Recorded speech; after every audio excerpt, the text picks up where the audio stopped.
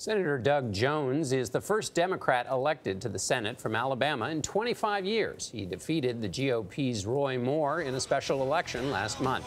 Jones is a member of the Homeland Security Committee. He's with us from Capitol Hill for his first network interview since his swearing in earlier this month. Senator Jones, we're very happy to have you with us. Let me start with, what are your expectations for this speech from the president tonight?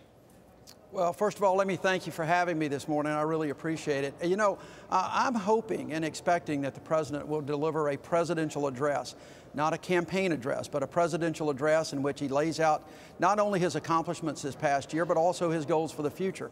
I'm hoping he is going to reach across the aisle. I think he's going to be talking about unity. I think that's the best way to advance the agenda. I think my election was somewhat of a wake-up call for America, that we need to really get together to try to reach across the aisle, have a bipartisan agreement on these things, and get the country moving. Yes, your election was a little dicey there, Senator Jones.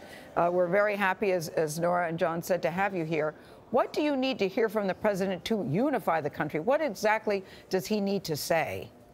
Well, I don't think he needs to just draw a line in the dust and say it's my way or the highway. What I think he needs to do is to try to lay out his goals, lay out some specifics of what he wants to do. I think there's a lot of areas, both in immigration as well as infrastructure and some of the other things that the president wants to move forward that I think Democrats and Republicans alike will embrace. The question is one of tone. I think a tone is going to be very important for him to try to reach out to Democrats and Republicans alike to try to make sure that we are working together. And this is not just a fight. It's just not a battle between one faction or another, but something that we can do as Americans.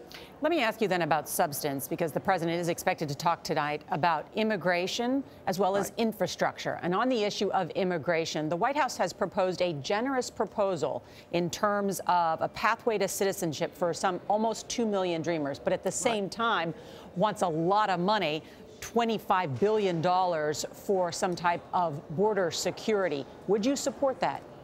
Well, I'm going to look at that. Obviously, everyone wants to increase security on the borders. What that exactly looks like and how much it's going to cost is going to be the details that we really haven't seen from the government. At this point, you know, $25 billion is a lot of money. During the campaign, the president talked about building a wall, but he said Mexico was going to pay for it. Well, now we know it's going to be the American public that's going to pay for it. So we have to be careful. We have to be smart with our money.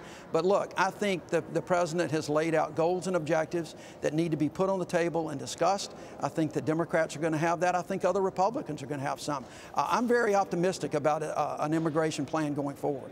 Senator, would you give us your sense of your party exactly on this question of immigration? You're making reasonable sounding views here about listening to what the president has to say. There are a lot of senators in your party who don't want to do a deal with this president. So can you straighten us out here on exactly what the receptivity is going to be to this offer from the president? Sure. I don't think it's a question of doing a deal with this president. I don't think you're going to see that at all. I think they want to get an immigration deal done. Obviously, DACA and the Dreamers are very, very important, but border security is also important to Democrats. The details are going to be something that have to be worked out. We have to look at what some people call chain migration, other people call family reunification. All of those are going to be issues. What I'm hoping we can do is focus on the two most important pillars of immigration right now, which is the DACA issue as well as border security. I think there can be broad consensus on those two pillars. And you voted with the Republicans for this spending deal, despite not having a deal on DACA. How and why did you decide to vote against your own party? Well, I don't think I voted against my own party in particular. There were other Democrats that voted like I did. I had to do a different equation. You know, I campaigned a lot on the Child Health Insurance Program, CHIP. That was an important part of my campaign. It's important to my state where 150,000 kids were getting pink slips for their health care. That was very important that we were funding CHIP for 6 years. Alabama also would have been hurt a lot by a shutdown in the government. We have a lot of federal dollars that come in.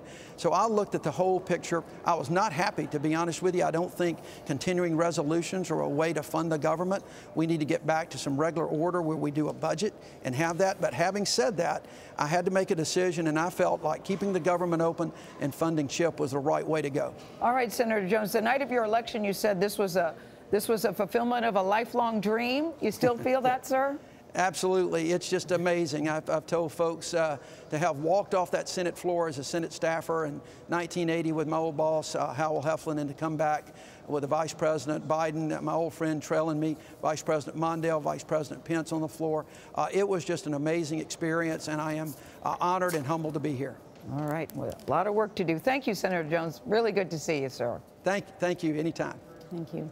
And remember to watch CBS News coverage of the State of the Union tonight, starting at 9 Eastern, 8 Central, right here on CBS. John, Gayle, and I will report here from New York, and Jeff Glor will anchor in Washington. Our entire political team will provide reporting and analysis.